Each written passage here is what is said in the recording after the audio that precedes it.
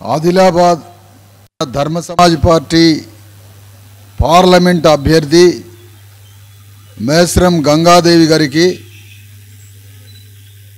మరియు ఈ కార్యక్రమ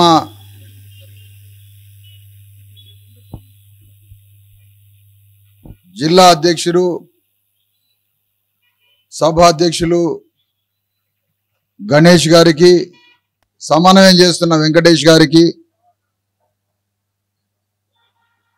ఈ కార్యక్రమానికి హాజరైన ధర్మ సమాజ్ పార్టీ కార్యకర్తలకు, పార్టీ అభిమానులకు, ఆదిలాబాద్ పట్టణ ప్రజలకు అందరికీ నమస్తే.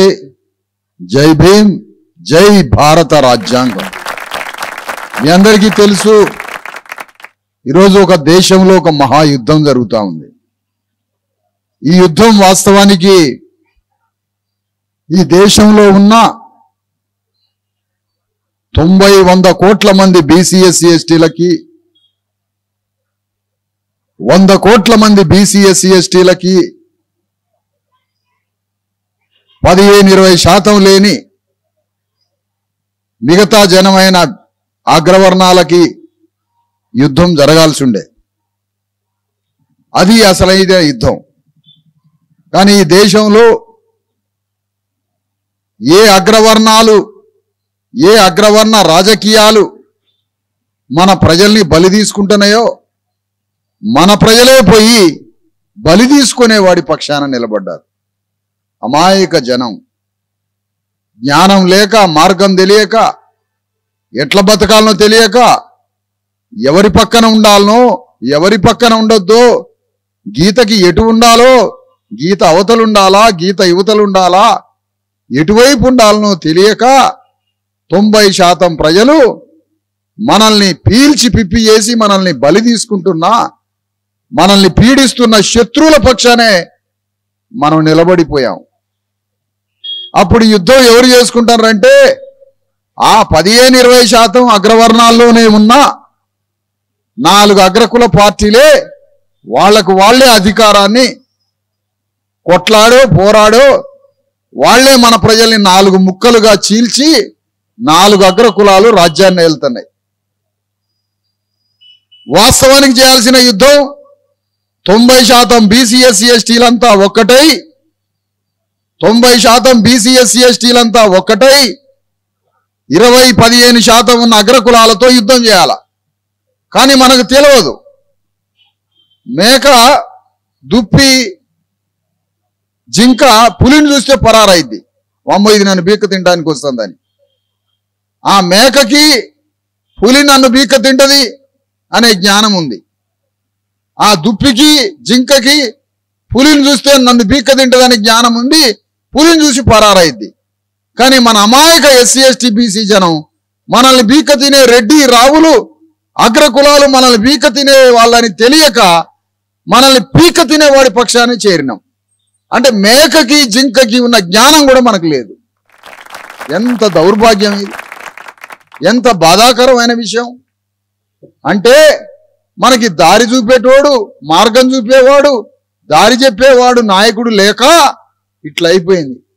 అందుకనే ఈ దేశంలో 2000 సంవత్సరాల నుంచి, 1 సంవత్సరం కాదయా, 2 ఏళ్లు కాదు, 2000 సంవత్సరాల నుంచి బీసీ ఎస్సీ ఎస్టీ ముస్లిం మత మైనారిటీ ప్రజల్ని దోపిడీ చేస్తున్న అగ్రవర్ణాలు, 1000 సంవత్సరాల అగ్రవర్ణాల నుంచి మనల్ని కాపాడడానికి మనకి భూమి లేదు, జ్ఞానం లేదు, విద్య లేదు, ఉద్యోగం లేదు, రాజకీయ అధికారం లేదు, ఏమీ లేకుండా అగ్రవర్ణాల చెప్పుల కింద బానిసలుగా బతుకుతున్నాం.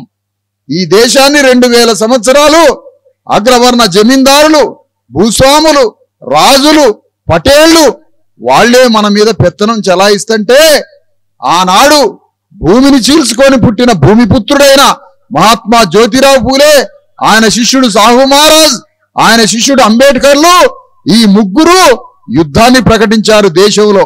ఇగో ఈ భారతదేశ భూమిలో మా ప్రజల వాటా ఎంత, ఇగో ఈ భారతదేశ రాజ్యంలో, భారత అధికారంలో మా వాటా ఎంత, ఇక్కడ విద్యలో మా వాటా ఎంత, ఇక్కడ జ్ఞానంలో వాటా ఎంత అని పూలే అంబేద్కర్ సాహు మహారాజులు ఒక యుద్ధాన్ని మొదలుపెట్టారు. కానీ ఈ దేశ అగ్రవర్ణాలు బ్రిటిష్ వాళ్ళ మీద యుద్ధం చేస్తున్నారు. నువ్వు ఎక్కడి నుంచి వచ్చినావు బ్రిటిషోడా, మమ్మల్ని ఈ దేశాన్ని పాలిస్తున్నావు, పీడిస్తున్నావు అని అంటే, అసలు ఈ దేశంలో 2000 సంవత్సరాల నుంచి మమ్మల్ని నువ్వెట్లా పీడిస్తున్నావు అని జ్యోతిరావు పూలే సాహు మహారాజు అంబేద్కర్లు ఈ దేశ అగ్రవర్ణాలని యుద్ధం చేసి పోరాడి, ఒకవైపు బ్రిటిషోడి మీద యుద్ధం, మరొక వైపు ఈ దేశ అగ్రకులాల మీద యుద్ధం. ఈ ఇద్దరితో యుద్ధం చేసి ఆ యుద్ధానికి సంపూర్ణ రూపమే మనందరి కోసం డాక్టర్ అంబేద్కర్ భారత రాజ్యాంగం రాసిచ్చాడు. ఆ రాజ్యాంగం ద్వారా ఓటనే గండ్రగొడ్డలు మన చేతిలో పెట్టిండు. ఓటనే గండ్రగొడ్డలి అమాయకులైన ఒంటి మీద సొక్కా లేని, కాళ్ళకు చెప్పు లేని, కడుపుల తిండి లేని, ఒంట్ల రక్తం లేని అమాయకులైనటువంటి కోట్ల మంది ప్రజల చేతిలో ఓటనే గండ్రగొడ్డలి చేతిలో పెట్టి, ఇగో అగ్రవర్ణాలు రాజకీయ పార్టీలు పెట్టి మళ్ళా వాళ్ళ రాజ్యం కోసం మీ దగ్గరకు వస్తారు. మీ దగ్గరకు వచ్చినప్పుడు ఓటనే గండ్రగొడ్డలతో ఒక్క వేటులో అగ్రకులాలని నరికేయి నువ్వు రాజకీయంగా అధికారం సంపాదించు, అప్పుడు మాత్రమే నీకు రక్షణ అని మనం రాజకీయ పార్టీ పెట్టుకునే అవకాశాన్ని, మనకి ఓటు హక్కుని, మనం చదువుకునే హక్కుని, అంతో ఇంతో భూమి సాగు చేసుకునే హక్కుని, మనకి ఉద్యోగాలు పొందే హక్కుని, మానవ హక్కుల్ని, సర్వ హక్కుల్ని రాజ్యాంగం ద్వారా ప్రసాదించి అంబేద్కర్ మరణించడం జరిగింది. మరి అలాంటి పరిస్థితుల్లో చూసినాం 70 ఏళ్ళు. 70 ఏళ్లలో జరుగుతున్నది ఏంటి? 90% మంది బీసీ ఎస్సీ ఎస్టీలుంటే ఒక్కొక్కడు పార్టీలు పెట్టుకొని, కాంగ్రెస్ పార్టీ అట, పార్టీకి జనం కావాలా, మనకి వాడు మీటింగ్ పెట్టాలంటే జనం కావాలా, పోనీ దొరలు మీటింగ్లకు వస్తారంటే వాళ్ళు రారు. మరి కాంగ్రెస్ పార్టీకి జనం కావాలా, యాడ్ నుంచి తేవాలా? ఇగో ఈ అమాయక జనాన్ని పోగు చేసుకొని లారీలలో తీసుకుపోయి వాళ్ళ మీటింగ్లకు 100-50 ఇచ్చి తీసుకుపోవాలా. ఇగో కాంగ్రెస్ పార్టీకి ఓట్లు వేయాలా, ఇగో ఈ అమాయక జనానికి కోట్ర సీసాలు ఇచ్చి ఓట్లు వేయించుకోవాలా. కాంగ్రెస్ పార్టీ రోడ్ల మీద ధర్నా చేయాలా, ఇగో ఈ అమాయక జనం కావాలా. కాంగ్రెస్ పార్టీ కొట్లాడాలంటే ఈ జనం కావాలా. కాంగ్రెస్ పార్టీకి డబ్బులు కొట్టాలా, మనం డప్పులు కొట్టాలా, వాళ్ళకి ఎగిరి దూకాలా, డాన్సులు వేయాలా, పాటలు పాడాలా, మీటింగ్లకి జనం పోవాలి, ఓట్లు వేయాలా, వాళ్ళ కొట్లాటలకు పోవాలా, అవసరమైతే మన తలకాయ కోసి ఇయ్యాలా. ఎందుకంటే వాళ్ళు రాజ్యాన్ని దొరలు, మనం వాళ్ళకి జనం కావాలా. బీఆర్ఎస్ పార్టీకి జనం కావాలా, కాంగ్రెస్ కి జనం కావాలా, బీజేపీకి జనం కావాలా. ఇలాంటి పరిస్థితుల్లో మరి మనం కూడా ఎదురు చూసినాం, మాకు ఈ రాజ్యంలో స్థానం ఇస్తారా? ఈ దేశానికి స్వాతంత్రం వచ్చి 70 ఏళ్లు దాటింది. మరి ఈ అగ్రకుల రాజ్యంలో మనకి స్థానం ఉందా అంటే లేదు. పార్టీ నాయకులు వాళ్ళే, పార్టీలో టికెట్లు ఇచ్చేది అగ్రకులాలకే, పార్టీ మంత్రివర్గం వాళ్ళదే, పార్టీలో ఉన్నటువంటి ప్రభుత్వం వస్తే ఆ ప్రభుత్వంలో ఉన్న బడ్జెట్ వాళ్ళకే, సర్వం వాళ్ళకే. మరి మనం ఎట్లా బతకాలా? జరాలు వచ్చి చచ్చిపోవాలా, చదువు లేక చచ్చిపోవాలా, భూమి లేక చచ్చిపోవాలా, చూయించేటోడు లేడు, ఒంట్ల పౌష్టికాహారం లేదు, ఒంట్ల నెత్తురు లేదు, పోరగాళ్ళకి చదువు లేదు, చేతి నిండా పని లేదు, చేసుకోవడానికి భూమి లేదు. మరి ఏమైపోవాలి మనం? వాడేం కత్తులతో మనల్ని పొడిచి చంపట్లే, వాళ్ళు ఏం పన్నాగం పన్నిండ్రు? మనకి ఆహారం లేకుండా, జ్ఞానం లేకుండా, భూమి లేకుండా, తిండి లేకుండా ఇవన్నీ చేస్తే వాళ్ళకి వాళ్ళే చచ్చిపోతారు. మనం అనుకున్నట్టుగానే నిజంగానే చచ్చిపోతున్నాం. మనకి చదువు లేదు, భూమి లేదు, ఆహారం లేదు, పౌష్టికాహారం లేదు, హాస్పిటల్ లేవు, సహజంగా చచ్చిపోతున్నాం, శవం కాడికి పోయి ఏడుస్తున్నాం. అదే వాడు కత్తి తీసుకొని వచ్చి పొడిచి చంపితే ఇగో నువ్వే చంపినవు అని అంటావు. వాడు కత్తి తీసుకొని వచ్చి చంపటలే, కాంగ్రెస్ వాడు వచ్చి కడుపులో కత్తి పెట్టి పొడిచి చంపితే అరే నువ్వే చంపినవురా అనొచ్చు. కాంగ్రెస్ వాడు కత్తితోటి తీసి చంపట్లే, బీఆర్ఎస్ వాడు కత్తితో చంపట్లే, బీజేపీ వాడు కత్తితో చంపట్లే. వాళ్ళు ఏం చేశారు తెలివిగా?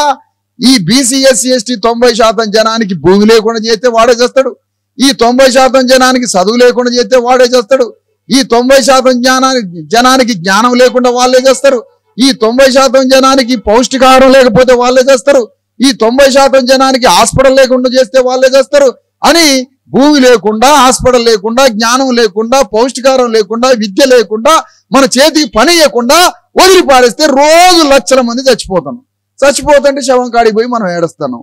వామ్మో వాయో మాని రోజు ఒక సావు కబురు వస్తుంది మనకి. జ్వరం వస్తే చచ్చిపోతారు మనోళ్ళు, రక్తం లేక చచ్చిపోతే ఒక గర్భవతి తల్లి, రక్తం లేక లోపల బిడ్డ చావాలా, తల్లి చావాలా. వీళ్ళు ఇట్లా చచ్చిపోతుంటే మనం ఏడుస్తున్నాం, కానీ ఎవడు చంపిండో మనం తెలవట్లే. కానీ ధర్మ సమాజ్ పార్టీ ఏమంటుందంటే, లక్షల మంది మన మరణాలకి, కోట్ల మంది మన మరణాలకి, రోజు చచ్చిపోతున్న మన మరణాలకి, మన శవాలకి, మనం చచ్చిపోతున్న మరణాలన్నిటికీ బాధ్యుడు ఎవడంటే ఈ దేశాన్ని పాలించే ప్రధానమంత్రే బాధ్యుడు, ఈ రాష్ట్రాన్ని పరిపాలించే ముఖ్యమంత్రే బాధ్యుడు. ఈ దేశాన్ని ఇన్నాళ్లు పరిపాలిస్తున్న ముఖ్యమంత్రులు, ప్రధానమంత్రులు, మంత్రివర్గాలే ఈ హత్యలు చేయడానికి కారణం. ఈ చచ్చిపోతున్న ఎన్ని సహజ మరణాలు కాదు, రోజుకి లక్షల కోట్ల మంది ఇన్నాళ్లు 75 ఏళ్ల నుంచి స్వాతంత్రం వచ్చిన కాడి నుంచి చనిపోతున్న లక్షల కోట్ల మందికి బాధ్యులు ఈ దేశ ప్రభుత్వము, ఈ రాష్ట్ర ప్రభుత్వమే. అందుకనే ఈ చావులన్నీ మర్డర్లు, హత్యలు. అందుకనే ప్రధానమంత్రి మీద, ముఖ్యమంత్రి మీద మర్డర్ కేసులు నమోదు చేయాలా, ఈ చావుల మొత్తానికి వాళ్ళే కారణం అని తెలియజేస్తాం. అవును, నువ్వు ప్రధానమంత్రి అయినాక నా ఒంట్లో నెత్తురు ఎందుకు లేదని అడుగుతున్నా. నేను ప్రధానమంత్రిని అడుగుతున్నా. ప్రధానమంత్రి మోడీ, నా తల్లి ఒంట్లో 7% నెత్తురున్నది, కానీ నా తల్లి శరీరంలో 14% నెత్తురు ఉండాలి. ఆ నెత్తురు ఎవడు తీసేసిండని అడుగుతున్నా. నా తల్లి ఒంట్లో 14% రక్తం ఉండాల్సింది, నా తల్లి ఒంట్లో రక్తం లేదు. మిగతా 7% ఈ దేశాన్ని కట్టడానికి, ఈ దేశాన్ని నిర్మాణం చేయడానికి, ఈ దేశానికి నా పౌష్టికారాన్ని, నా నెత్తుర్ని, నా సర్వశక్తుల్ని దేశానికి అర్పితం చేస్తే నా తల్లి ఒంట్లో నెత్తురు లేదు, బలం లేదు, శక్తి లేదు. 30 ఏళ్ళకే నా తల్లి కన్ను మూసి చచ్చిపోతుంది. నా తల్లి శరీరంలో నెత్తురు లేకపోవడానికి ఈ దేశాన్ని పరిపాలించే మోడీ, ఈ రాష్ట్రాన్ని పరిపాలించే రేవంత్ రెడ్డి అని ఈ వేదిక మీద నుంచి ప్రకటిస్తా ఉన్నా. ఇట్లా నా తల్లిదండ్రులు, నా అన్నదమ్ములు, నా పరివారం, బీసీ ఎస్సీ ఎస్టీ సమాజానికి నెత్తురు లేదు, చదువు లేదు, భూమి లేదు, తినడానికి తిండి లేదు, చేసుకోవడానికి పని లేదు, చదువుకోవడానికి చదువు లేక రోడ్ల మీద పడి పెయింటింగ్ పనో, రాళ్లు కొట్టో, రప్పలు కొట్టో, రోడ్లు ఉడిచో, రోడ్లు చేసో దేశ దిమ్మర్లై తిరుగుతున్నారు పని లేక. దీనికి కారణం ఎవడు? దేశాన్ని పాలించోడు కాదా? నువ్వెందుకు మాకు కలిపియలే ఈ పనంతా? చేతి నిండా పని కలిపేయడానికే నిన్ను అక్కడ పెట్టింది, నాకు భూమి ఇవ్వడానికేగా నిన్ను అక్కడ కూర్చోబెట్టింది సింహాసనం మీద. నా బిడ్డలకి గొప్ప కార్పొరేట్ విద్యను అందిస్తావనే కదా నిన్ను ఆ సింహాసనం మీద కూర్చోబెట్టింది. నువ్వు మాకు ఉద్యోగం ఇప్పించి, భూమి ఇచ్చి, మాకు చదువు ఇచ్చి, మాకు ఆరోగ్యాన్ని ఇచ్చి, మాకు చేతి నిండా పనిస్తామనే కదా నిన్ను ఆడ కూర్చోబెడితే బస్సులలో ఆడవాళ్ళని ఫ్రీగా ఎక్కించడం అంటావు.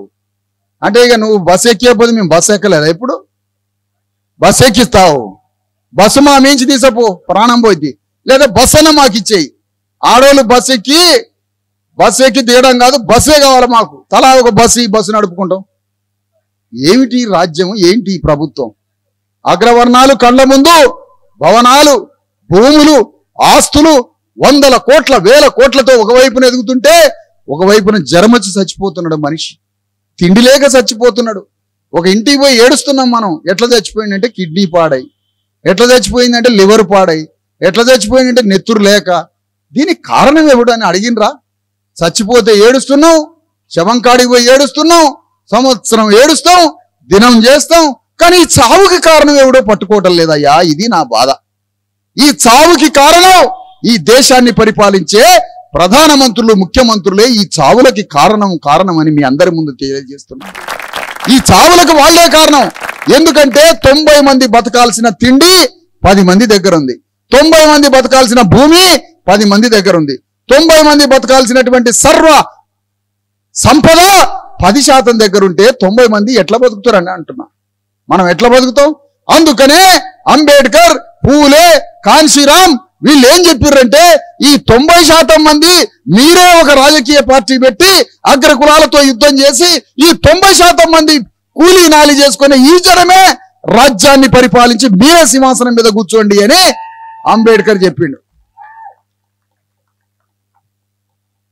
మరి అంబేద్కర్ చెప్పిన ప్రకారం, జ్యోతిరావు పూలే చెప్పిన ప్రకారం, సాహు మహారాజ్ చెప్పిన ప్రకారం, కాన్షీరామ్ చెప్పిన ప్రకారం ఇప్పుడు మనమంతా మనల్ని బలి తీసుకొని మన ప్రాణాలు తీసి మనల్ని దోపిడీ చేసే కాంగ్రెస్, బీజేపీ, బీఆర్ఎస్ పార్టీలు ఎమ్మటి తిరగాలా?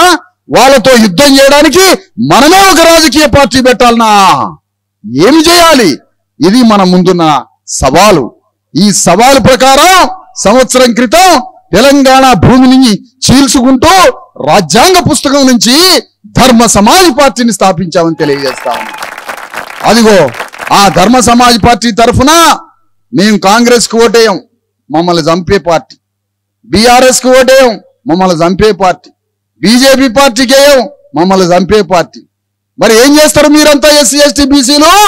మేమే పార్టీ పెట్టుకొని మేమే మా వాళ్ళకి టిక్కెట్లు ఇచ్చి మేమే మీ గుండెల మీద యుద్ధం చేయడానికి బయలుదేరినాం. ఈరోజు కాంగ్రెస్ పార్టీ అది అట రిజర్వేషన్లకు అనుకూలం అట. బీఆర్ఎస్ పార్టీ అది రాజ్యాంగాన్ని కాపాడే పార్టీ అట. బీజేపీ పార్టీ అది రాజ్యాంగాన్ని కాపాడేది అట. బీజేపీ పార్టీ పుట్టింది సనాతన ధర్మం నుంచి పుట్టింది. సనాతన ధర్మం అంటే ఏంటి? సనాతనం పూర్వకాలపు ధర్మం. పూర్వకాలంలో ఏం జరిగింది? భారత రాజ్యాంగం రాయకముందు ఎస్సీ ఎస్టీ బీసీలకు భూములు లేవు, చదువు లేదు, ఉద్యోగాలు లేవు. బాంచని కాలు మొగుతానే అగ్రకులాల పాదాల కింద బతికేది. ఊరు బయట ఎక్కడో ఎవడు పని వాడు చేసుకుంటూ తాటి కళ్ళు గీసేటువంటి గౌన్లాయన కూడా కళ్ళు తీయడానికి కూడా 4 రూపాయలు ట్యాక్స్ కట్టేది. ట్యాక్స్ కట్టకపోతే అదే తాడి చెట్టుకి కట్టి చంపేది. పద్మశాలైన బట్టనేసి వాడి బట్టకు కూడా మార్కెట్లో విలువ లేదు, వాళ్ళకి ఇయ్యాల్సిందే. గొల్లోళ్ళు గొర్రెలు కాసి గొర్రెలు ఒప్పజెప్పాల్సిందే అగ్రకులాలకి. అంటే మన నెత్తురు పిండి నెత్తురు బీకి పీల్చి ఈ అగ్రవర్ణాలు పాలించి మనకి రాజ్యం మీద, భూమి మీద, చదువు మీద, దేని మీద హక్కు లేకుండా మనల్ని బానిసలు చేసిర్రు 70-80 ఏళ్ల దాకా. అప్పటి వరకు 2000 సంవత్సరాల నుంచి. అది సనాతన ధర్మం అంటే. ఆ ధర్మం ఆధారంగా బీజేపీ పుట్టిందట, వాళ్ళే చెప్పుకుంటారు. అంటే సనాతన ధర్మంలో మనకు రిజర్వేషన్లు లేవు, మన బిడ్డలకు చదువులు లేవు, ఏమి లేవు. ఇప్పుడు ఆ సనాతన ధర్మమే మళ్ళీ తీసుకొని వస్తారట బీజేపీ వాళ్ళు. అంటే మళ్ళా పూర్వకాలంలో బానిసలుగా నీ కాలు మొక్కుతో బాంచనని ఎట్లా బతికినామో ఆ బతుకు తీసుకొస్తుందట బీజేపీ. ఇంతవరకు బాగానే ఉంది. మరి కాంగ్రెస్ పార్టీ ఏం వెలగబెట్టింది? 50 ఏళ్ళు ఈ దేశాన్ని పాలించింది.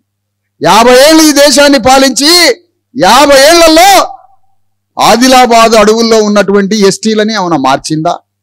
ఆదిలాబాద్ అడవుల్లో ఉన్నటువంటి దళితుల్ని, బీసీలని, ఎస్టీలని, ఆదివాసుల జీవితాన్ని ఏమైనా మార్చిందా? ఒక దేశాన్ని పాలించిన 50 ఏళ్ల పార్టీ ఈ ప్రజలకు ఏం చేసింది? ఆదిలాబాద్లో అంబేద్కర్ చైనా గోడలా కట్టిండు ఆదిలాబాద్ చుట్టూ. రే ఎవ్వడు, ఏ రెడ్డి దొర, ఏ వెలమ దొర ఆదిలాబాద్లో పోటీ చేయడానికి వీల్లేదు. ఆదిలాబాద్లో పోటీ చేస్తే ఆదివాసియే పోటీ చేయాలి.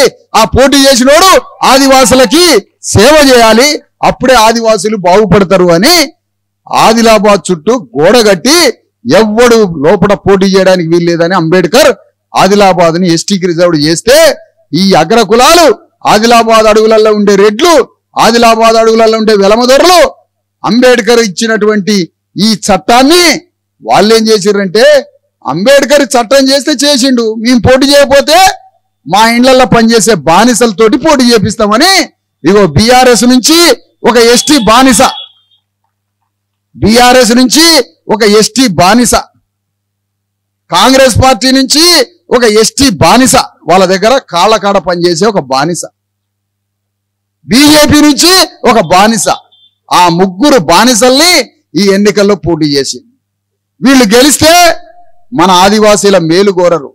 మన ఆదివాసీలని తొక్కుకుంటూ పోయి రెడ్డి వెలమదొరలకు సేవ చేయడానికే కాంగ్రెస్ పార్టీ అభ్యర్థి, బీజేపీ పార్టీ అభ్యర్థి, బీఆర్ఎస్ పార్టీ అభ్యర్థులు రేపు ఈ ఎన్నికల్లో గెలిస్తే అగ్రకులాలకు సేవ చేస్తారు తప్ప మన ఆదివాసీల ముఖం కూడా చూడరు, మన అణగారిన వర్గాల ముఖం చూడరు. అందుకనే మనమేం చేసినాం, ధర్మ సమాజ్ పార్టీ తరఫున ఆదిలాబాదులో సమ్మక్క సారలక్క బిడ్డని ఇగో మేస్రాం గంగాదేవిని తీసుకొచ్చి ఎన్నికల్లో నియమించినాం. మనకి సమ్మక్కలు ఎవరు? సారలమ్మ బిడ్డను తీసుకొచ్చి ఈ ఎన్నికల్లో పోటీ చేయించినాం. ఆదిలాబాద్ నుంచి భద్రాచలం వరకు 600 కిలోమీటర్ల అటవీ ప్రాంతంలో అక్కడ భద్రాచలంలో రవ్వభద్రమ్మ అనే ఆదివాసీ సమ్మక్క బిడ్డని ఇగో భద్రాచలం నుంచి ఆదిలాబాద్ లో సారలమ్మ సమ్మక్క అని మన గంగాదేవిని ఇద్దరిని పోటీ చేస్తున్నాం. ఇద్దరు సమ్మక్క సారలక్కలు, అటు ఒక సమ్మక్క ఇటు ఒక సారలమ్మ, ఈ ఇద్దరిని ఈ ఎన్నికల్లో పోటీ చేస్తున్నాం. రవ్వభద్రమ్మ భద్రాచలం నుంచి, ఆదిలాబాద్ నుంచి గంగాదేవి. ఈ ఇద్దరే ఇప్పుడు లైవ్ లో బతికున్న సమ్మక్క సారలక్కలు. ఇప్పుడు వీళ్ళిద్దరు యుద్ధం చేసేది ఎవరో తెలుసా? ఎవరి మీద? ఆనాడు సమ్మక్క సారలక్కని అడవిలోనే నరికి చంపి అడవిలోనే మనల్ని అంతం చేయడానికి బయలుదేరిన అగ్రవర్ణాలు యుగంధరుడనే వెలమారెడ్డి దొరలు ఆ రోజు సమ్మక్క సారలక్కని చంపడానికి వచ్చారు. సమ్మక్క సారలక్కల్ని చంపడానికి వచ్చింది ఎవరు? రెడ్డి వెలమ దొరలు ఆ రోజు కాకతీయ సామ్రాజ్యం తరఫున యుద్ధం చేయడానికి వస్తే, ఇప్పుడు మళ్ళా ఆ యుద్ధంలో మేము పోయి మేడారం జాతరకు పోయి బెల్లం మొక్కులు చెల్లియం. ఇక ఏం చేస్తాం? ఆనాడు కాకతీయ సామ్రాజ్యం అయినటువంటి వెలమారెడ్లు సమ్మక్క సారలక్కల్ని చంపడానికి, హత్య చేయడానికి ఎట్లయితే వచ్చిండ్రో, ఇవాళ మేము మళ్ళా పగా ప్రతీకారం తీర్చుకోవడానికి అదే వెలమారెడ్డి కాకతీయ సామ్రాజ్య వారసులైన రేవంత్ రెడ్డి, కేసీఆర్ల మీద ఈ రోజు గంగాదేవి, అక్కడ రవ్వభద్రమ్మ, ఈ సమ్మక్క సారలక్కలు 700 సంవత్సరాల తర్వాత ఇప్పుడు మీ మీద పగ తీర్చుకోవడానికి బయలుదేరింది. సరిపోయిందా? పగ ఎప్పటికైనా పగే. 700 సంవత్సరాల వారసత్వ పగ మాది. వారసత్వ పగ. వారసత్వ పగ అంటే మన ఇళ్లల్లో మన తాతలకు కొంతమందితో కొట్లాట్లు ఉంటాయి. అరే వాళ్ళు ఎప్పుడో 500-700 సంవత్సరాల నుంచి మనకి వాళ్ళకి బడదరా అంటారు. నేను కూడా చెప్తున్నా, 700 ఏళ్ల క్రితం మేడరాజుని, పగిడిద్ద రాజుని, సమ్మక్కల్ని, సారలక్కల్ని కత్తులతో యుద్ధం చేసి మన మీద చంపారు కొంతమందిని. మనల్ని చంపడానికి సమ్మక్క సారలక్కని గొంతులు కోసి అడవిలోనే చంపడానికి మన మీదికి సైన్యం పంపించారు ఈ వెలమరెడ్డి దొరలు. ఇవాళ మళ్ళా అదే సమ్మక్క సారలక్కలు 700 ఏళ్ల తర్వాత మళ్ళీ వెలిశారు. అలా వెలిసిందే ఈ గంగాదేవి. పోలే అడవులకి పోయినరు, ఎడిపోయినరో తెలియదు. సమ్మక్క సారలక్కలు అంటారు. సమ్మక్క సారలక్కల అడవులకి పోయి మాయమైనరు, ఆ గుట్టలకి పోయినరు, యాడికి పోలే. ఇగో మళ్ళా గంగాదేవి రూపంలో వచ్చింది సమ్మక్క సారలక్క. ఆడ రవ్వభద్రమ్మ రూపంలో వచ్చింది. భద్రాచలంలో ధర్మ సమాజ్ పార్టీ మహబూబాద్ పార్లమెంటు నియోజకవర్గంలో రవ్వభద్రమ్మ సారలక్క, ఈ గంగాదేవి సమ్మక్క. 700 ఏళ్ల తర్వాత బీఆర్ఎస్, కాంగ్రెస్, బీజేపీ అగ్రకులాల మీద పగా ప్రతీకారాలు తీర్చుకోవడానికి ఆనాడు కత్తులు పట్టింది సమ్మక్క సారలక్క. ఇవాళ ఓటనే గండ్రగొడ్డలు పట్టుకొని వస్తాను ఇప్పుడు యుద్ధం చేయడానికి. ఇది యుద్ధం అంటే. ఆదిలాబాద్ అడవుల్లో మనం ఏమైనా అనుభవించినామా? 4 కట్టెలు తీసుకపోతే సౌకిదారు వచ్చి పట్టుకుంటాడే ఫారెస్ట్ వాడు. ఆదిలాబాద్ అడవుల్లో ఉన్న సంపద, కర్ర, టేకు, జిట్రేగి, ఇంత సంపద మొత్తం హైదరాబాద్ బంజారా హిల్స్ లో ఉంది. ఆదిలాబాద్ లో ఉన్న సంపద మొత్తం హైదరాబాద్ బంజారా హిల్స్ లో ఉంది. ఆదిలాబాద్ అడవుల్లో ఉన్నటువంటి జంతువులు హైదరాబాద్ లో ఉన్నాయి. ఎట్లున్నాయి? మనం 4 కర్రలు తీసుకుంటే కేసు అయింది, ఓ జంతువును ముట్టుకుంటే కేసు అయింది. కానీ ఆదిలాబాద్ అడవుల్ని కాపాడుతున్నది ఎవరు? ఆదిలాబాద్ గోదావరి సరిహద్దున ఉన్నటువంటి అటవీ ప్రాంతాన్ని కాపాడుతున్నది ఎవరు? ఆదివాసీలు. మనం రాజ్యానికి వస్తే ఈ గంగాదేవి పార్లమెంట్ లో కూర్చుంటే 170 యాక్ట్ ఇక్కడ పకడ్బందీగా అమలు చేసి, ఎవరైతే 170 యాక్ట్ ని అతిక్రమించి రెడ్డి, వెలమ దొరలు, కమ్మ దొరలు ఆక్రమించిర్రో వాళ్ళ మొత్తాన్ని 24 గంటలు ఆదిలాబాద్ నుంచి వెళ్ళగొడతాం మా వాళ్ళు రాజ్యానికి వస్తే, గంగాదేవి పార్లమెంట్ లోకి పోతే. మరి మీరు చేస్తారా పని? మీరు చేయగలరా పని? అగ్రవర్ణాలు పార్లమెంట్ లో పోతే 24 గంటల్లో ఆదిలాబాద్ భూములను ఆక్రమించిన అగ్రవర్ణాలను బయటికి వెళ్ళగొట్టే దమ్మున్నదా మీకు? కానీ గంగాదేవి పార్లమెంట్ లో కూర్చుంటే 24 గంటల్లో ఆదిలాబాద్ అడవుల్ని ఆక్రమించిన అగ్రవర్ణాలను మొత్తాన్ని బయటికి పంపుతాం. ఆంధ్రోళ్ళకి ఏం పని అని వెళ్ళగొట్టిరుగా మీరు.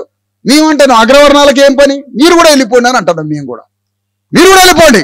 ఆంధ్రోని పంపించినాగా జగన్మోహన్ రెడ్డి, చంద్రబాబు నాయుడిని అందరిని వెళ్ళగొడితే పాపం వాళ్ళు ఆడబడి వస్తారు కదా. ఇప్పుడు అగ్రవర్ణాలని మిమ్మల్ని కూడా వెళ్ళగొడతాం. లేదా మేము చెప్పినట్టు వినండి. 90% ప్రజలు మనం బీసీ, ఎస్సీ, ఎస్టీలో.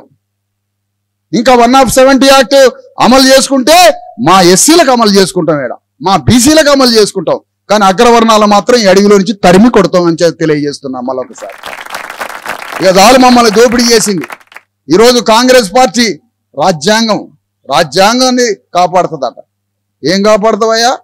తెలంగాణ గడ్డ మీద 8 పార్లమెంటు స్థానాలు ఒక్క రెడ్డి కులానికే ఇచ్చినావు. ఏం మేము కనపడలేదా? డప్పు కొట్టడానికి మేము కావాలా? డప్పుకు నువ్వు కొట్టరాదు? ఎంపీగా నేను పోటీ చేస్తా. డప్పుకేమో నువ్వు కొట్టవు, ఎంపీగా నేను పోటీ చేయవు. డప్పులు కొట్టడానికి మేము కావాలా, మీటింగ్లో కూర్చోడానికి మేము కావాలా, కరెంటు స్తంభం ఎక్కి జెండా కట్టడానికి మేము కావాలా, ఇన్నిటికి మేము కావాలా? ఎంపీలు మాత్రం 8 పార్లమెంటు స్థానాల్లో రెడ్లకి కేటాయించింది కాంగ్రెస్ పార్టీ. అంటే నువ్వు ఆల్రెడీ మా రిజర్వేషన్లో తీసి పారేసినావు. 90% మంది బీసీఎస్సీ ఎస్టీలు ఉండగా 90% బీసీఎస్సీ ఎస్టీలు ఉండగా 2-3% లేని రెడ్లకి 8 పార్లమెంటు స్థానాలు కాంగ్రెస్ కేటాయించింది కాబట్టి నువ్వు ఆల్రెడీ రిజర్వేషన్లో మా పీకి పారేసినావు, తీసేసినావు. రుజువు అయిపోయా. రేపు నీ రాజ్యం ఎట్లుంటుందో తెలిసిపోయా. 2% లేని రెడ్డి ఈరోజు తెలంగాణకి ముఖ్యమంత్రి. మరి 90% ఉన్న మా లేబర్ ఏం కావాలా? నీ ఏం కావాలా? ఎండకి ఎండి సావాలనా? చలికి జ్వరం వచ్చి సావాలనా? వర్షానికి గొట్టకపోవాలనా? ప్రకృతిలో వర్షాలు వస్తాయి, దానికి సచ్చుడే. ప్రకృతిలో చలి పెట్టింది, దానికి సచ్చుడే. ప్రకృతిలో ఎండ కొట్టింది, దానికి సచ్చుడే. ఎందుకు? మాకు రక్షణగా ఉండడానికి ఒక సౌకర్యం లేదా? ఏం జీవితాలయ్యా మనది ఒక జీవితమేనా? బీజేపీ పార్టీ ఇవాళ అధికారంలో ఉంది. ఏం చేస్తుంది? ఏం చేసింది? మనకి 10 ఏళ్ళు ఏం చేసింది అంటున్నా? ఎంతమందికి మనకు పనిప్పించింది? ఎంతమందికి భూమినిచ్చింది? ఎంతమందికి ఉద్యోగాలు ఇచ్చింది? ఎవరింటికన్నా అంత పౌష్టికారం పంపిందా? లేదే. మరి ఈ దేశాన్ని ఎవరికి దోచిపెట్టింది? అగ్రవర్ణాల జేబులు నింపుకుంది. లక్షల కోట్లు, 25 లక్షల కోట్ల రూపాయల డబ్బులాట. అంబానీ, ఆదానీ లాంటి పెద్ద పెద్ద అగ్రకుల పారిశ్రామికవేత్తలకి 25 లక్షల కోట్ల రూపాయలు వాళ్ళకిచ్చి మీరు బ్యాంకులలో డబ్బులు కట్టొద్దు, రుణమాఫీ చేసినామని చెప్పిందమ్మా. మనకి 10,000 ఇచ్చేటోళ్ళు లేడు బ్యాంకుల లోను, 5,000 బ్యాంకు లోన్ ఇచ్చేటోళ్ళు లేడు. వాడికి 25 లక్షల కోట్ల రూపాయలు బ్యాంకులలో కట్టాల్సి ఉంటే మీరేం కట్టనవసరంలే అని వాళ్ళకి చెప్పిండారు. ఇదే దేశం తయారైంది. రైల్వేలు ప్రైవేటే, విమానాలు ప్రైవేటే, మొత్తం ప్రైవేట్ అయితే మనకు ఉద్యోగం ఇచ్చేది ఎవడు అని అడుగుతున్నా. ఎవడు ఎక్కడి నుంచి రావాలో మనకు ఉద్యోగం? అన్ని ప్రైవేటే. ప్రైవేట్ వాడే ఉంటాడు, నా దాంట్లో రిజర్వేషన్లు లేవు, నాది ప్రైవేట్ కంపెనీ అంటాడు. ఆ విధంగా దేశం మొత్తాన్ని అమ్మిపారేస్తుంది బీజేపీ. కాంగ్రెస్ పార్టీ దాని ఎమ్మటి రెడీగా కాసుకొని ఉంది. ఇవాళ అంటారు కదా, వాళ్ళ అంబానీ, ఆదాని అంతా కలిసి కాంగ్రెస్కి డబ్బులు ఇస్తుందట, బీజేపీకి డబ్బులు ఇస్తుందట. 2 పార్టీలు తిరగమని 2కి హెలికాప్టర్లు ఇస్తుందట. అంటే కాంగ్రెస్ గెలిచినా రేపు బీజేపీ లాగానే ఉంటది, బీజేపీ గెలిచినా కాంగ్రెస్ లాగానే ఉన్నది. బీఆర్ఎస్ అది గెలిచినా అది అంతే ఉంది. 3 పార్టీలు అంతే. మరి మన 90% ప్రజలకి హక్కులు ఎవరు కల్పించాలి? భారత రాజ్యాంగాన్ని అమలు చేయాల్సింది ఎవరు? అందుకోసమే ధర్మ సమాజ్ పార్టీ వచ్చింది. ధర్మ సమాజ్ పార్టీ వచ్చి ఆదిలాబాదులో మన 3వ గొంతు, అగ్రవర్ణాల గొంతు ముందు అభిముఖంగా మన గొంతును వినిపించడానికి బయలుదేరినాం. మేము కూడా పార్లమెంటులో అడుగు పెడతాం. చెప్పుల గుర్తు మీద ఓటేస్తే ఆ చెప్పులతో తిరుగుబాటు చేస్తామని చెప్తున్నాం ఈ సందర్భంగా. అందుకని ఈ పార్లమెంటులో, ఆదిలాబాదు పార్లమెంటులో మొత్తం అటవీ ప్రాంతం ఉంది, అమాయక జనం ఉన్నారు. ఈ జనాన్ని తెలివిగా మార్చాలా, ఇంటింటికి పోయి చెప్పాలా, దోపిడీ గురించి చెప్పాలా. మనకి పేరుకే వాళ్ళు ఎస్టీ అభ్యర్థులు. కాంగ్రెస్ పార్టీ నుంచి పోటీ చేసేది రెడ్డి కాదు, వెలమదొర కాదు, ఎస్టీయే. కానీ పేరుకి ఎస్టీ. మరి పేరుకి ఎస్టీ అయితే వాడిని గెలిచినాకేమవుతుంది? అందుకనే ఈ కథలాగా చెప్పుకుంటూ వస్తున్నా. ఒక దగ్గర ఒక బోయవాడు చెట్టు సాటున వలేస్తాడట. వలేసి ఎన్ని రోజులు కూర్చున్నా ఒక్క పిట్ట పడట్లేదట వలల. రోజు ఆకలితో చేస్తాడట, ఒక్క పిట్ట పడట్లేదు వలల అని. వేటగాడు ఒక వల చెట్టు కాడ వేసిండట. రోజు సాయంత్రానికి చూస్తే వలలో ఒక్క పిట్ట పడట్లేదట. రోజు పస్తు బండి వస్తాడట ఈ వేటగాడు. ఒక రోజు ఆలోచన వచ్చిందట, ఎట్లనన్నా ఫస్ట్ ఒక పిట్టను పట్టుకోవాలా, అది సాదుకొని చెప్పినట్టు వినేటట్టుగా పిట్టను చేసుకొని ఆ పిట్టని వలలో పెడితే పైన పోయే పిట్టలన్నీ, ఒక పిట్ట ఉన్నది కదా ఏడాని, పైన పోయే పిట్టలన్నీ వలలో పడతాయి రా అనుకొని ఫస్ట్ ఒక పిట్టని జాగ్రత్తగా దగ్గర పెట్టుకొని దాన్ని గింజలేసి సాది ఆ పిట్టని వలలో పెట్టిండట. ఆ వలలో పెట్టేసరికి పైన పోయే పావురాలు పిట్టలన్నీ వచ్చి, అరే మా జాతి పక్షే కదా ఈ వలలో ఉందని అవి వచ్చి వలలో పడ్డాయట. ఈ వేటగాడు వల గుంజుకొని ముందు పెట్టిన పిట్టని జాగ్రత్తగా సంచిలేసుకొని ఆ వలలో వాలిన మిగతా పిట్టల్ని మొత్తం కాల్చి బూరు బీక్కొని మంచిగా పులుసు పెట్టుకొని తినడట. ఇప్పుడు బీఆర్ఎస్ కాంగ్రెస్ అభ్యర్థుల్ని కూడా ఎస్టీ అభ్యర్థుల్ని అట్నే వలలో పెట్టేసరికి పైన ఉన్న ఆదివాసీ పిట్టలు మొత్తం మా గోడౌన్ వేసే కదా, మా ఆత్రమే కదా, మా వాళ్ళే కదా అని ఆ పైన పోయే ఆదివాసీలు మొత్తం ఈ వలలలో పడతారు. ముందు పెట్టిన అభ్యర్థుల్ని వాడు వలలో వేసుకుంటాడు, మిగతా ఆదివాసీలందరినీ గొంతులు కోసుకొని బూరు బీకి కాల్చుకొని తింటాడు. ఇది వీళ్ళ రాజకీయం. కానీ మన గంగాదేవి అంబేద్కర్ రాసిన రాజ్యాంగం నుంచి పుట్టింది గంగాదేవి. మనం ఎవరి చేతిలో మనుషులు కాదు. మన మనిషి రాజ్యాంగం చెప్పినట్టు మనిషి. మన మనిషి 90% బీసీ ఎస్సీ ఎస్టీలు చెప్పే ఇనే మనిషి. మన మనిషి రాజ్యాంగం ద్వారా పార్లమెంటులోకి పోయి మనందరి గళాన్ని అక్కడ వినిపించి నా ప్రజలకి ఏం చేయాలి అని యుద్ధం చేస్తుంది. అందుకని బీజేపీ పార్టీని, కాంగ్రెస్ పార్టీని, బీఆర్ఎస్ పార్టీని, మిగతా అగ్రవర్ణ పార్టీలని రాజకీయంగా సమాధి చేసి ఇగో ధర్మ సమాజ్ పార్టీ తరఫున పోటీ చేస్తున్న గంగాదేవి చెప్పుల గుర్తు మీద ఓటేసి ఆమెను పార్లమెంటులోకి పంపిద్దాం. పుణ్యం పాపం అని మాట్లాడుకుంటున్నాం. పుణ్యం అంటే, పాపం అంటే మనల్ని 2000 సంవత్సరాల నుంచి అగ్రవర్ణాలు బలి తీసుకుంటున్నారు. 2000 సంవత్సరాల నుంచి మన నెత్తురు తాగుతున్నారు. మనకి భూములు లేకుండా, మనకి సంపద లేకుండా, మనకి జ్ఞానం లేకుండా, మనకి బట్ట లేకుండా మనల్ని హింస పెట్టారు. మరి అలాంటి వాళ్ళకు ఓటేస్తే పాపం తగిలిద్దని చెప్తున్నాం. భారత రాజ్యాంగం మనల్ని రక్షించడానికి వచ్చి మీరే ఒక రాజకీయ వేదిక పెట్టి బీసీ ఎస్సీ ఎస్టీలంతా ఒకటై మీరు రాజకీయ యుద్ధం చేసి మీరే రాజులు కాండి అని ఒక మార్గం చూపిస్తే ఆ మార్గంలో ధర్మ సమాజ్ పార్టీ నడుస్తుంది. ఈ ధర్మ సమాజ్ పార్టీ చెప్పుల గుర్తుకు మీరు ఓటేస్తే మీకు పుణ్యం కలుగుతుంది. మీరు కాంగ్రెస్ కో, బీఆర్ఎస్ కో, బీజేపీకో ఓటేస్తే పాపం తగిలి మన బిడ్డలు ఇప్పటిదాకా ఏమైపోయారో అదే నష్టం జరిగింది. పుణ్యం కావాలంటే, మీ బిడ్డలు రాజులు కావాలంటే, మీ బిడ్డలు సింహాసనం మీద కూర్చోవాలంటే, మనకి ఈ భూమి మీద, రాజ్యం మీద, సంపద మీద, చదువు మీద, జ్ఞానం మీద, చేతి నిండా ఉద్యోగాల మీద హక్కు రావాలంటే ధర్మ సమాజ్ పార్టీకి ఓటేసి పుణ్యం తెచ్చుకోమని కోరుతా ఉన్నాం.